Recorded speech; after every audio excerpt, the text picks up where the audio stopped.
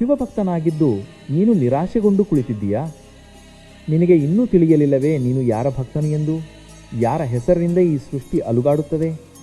ನೀನು ಅದೇ ಮಹಾದೇವನ ಸಾಧಕ. ನೀನು ಯೋಚಿಸುತ್ತಿದ್ದೀಯಾ ನಿನ್ನ ತೊಂದರೆಗಳು ನಿನ್ನನ್ನು ಮುರಿದು ಬಿಡುತ್ತವೆಂದು.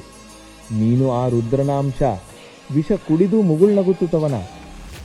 ಶಿವಭಕ್ತನಾಗಿರುವುದು ಗೌರವದ ಹಾರವಲ್ಲ, ಇದು ಅಗ್ನಿಯ ಮಾರ್ಗದಲ್ಲಿ ನಡೆಯುವ ಪಯಣ. ಲೋಕ ಯೋಚಿಸುತ್ತದೆ ನೀನು ಸೋತೆಂದು, ಆದರೆ ನಿನಗೆ ಗೊತ್ತೇ, ಮಹಾದೇವ ನಿನ್ನ ಪರೀಕ್ಷೆ ತೆಗೆದುಕೊಳ್ಳುತ್ತಿದ್ದಾನೆ. ನಿನ್ನ ಸಹನೆಯ ಶಕ್ತಿ, ನಿನ್ನ ನಿಷ್ಠೆಯ ಸತ್ಯ ನೋಡುತ್ತಿದ್ದಾನೆ. ನೀನು ನಿನ್ನ ಪರಿಸ್ಥಿತಿಗಳೊಂದಿಗೆ ಹೋರಾಡುತ್ತಿದ್ದೀಯಾ, ಎಲ್ಲವನ್ನು ಸಹಿಸಿ ನಿನ್ನ ಸತ್ಯದ ಮೇಲೆ ನಿಂತಿದ್ದೀಯಾ.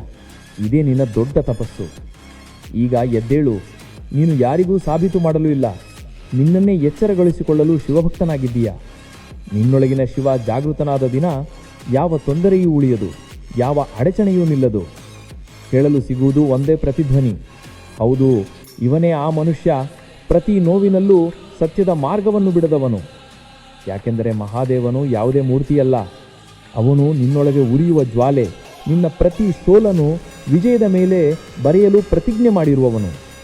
ಕಮೆಂಟ್: ಹರ ಹರ ಮಹಾದೇವ. ನಿಮ್ಮ ಹೃದಯದಲ್ಲಿ ಯಾವುದೇ ನೋವು, ಕಷ್ಟ ಅಥವಾ ಸಂಕಟವಿದ್ದರೆ ನನ್ನೊಂದಿಗೆ ಹಂಚಿಕೊಳ್ಳಿ. ನೀವು ಒಂಟಿಯಲ್ಲ, ಶಿವನು ನಿಮ್ಮೊಂದಿಗಿದ್ದಾನೆ ಮತ್ತು ನಾನು ನಿಮ್ಮನ್ನು ಕೇಳಲು ಸಿದ್ಧವಾಗಿದ್ದೇನೆ. ನಿಮ್ಮ ಮಾತುಗಳು ರಹಸ್ಯವಾಗಿಯೇ ಉಳಿಯುತ್ತವೆ. ಹೇಳಿ, ಕೇಳೋಣ.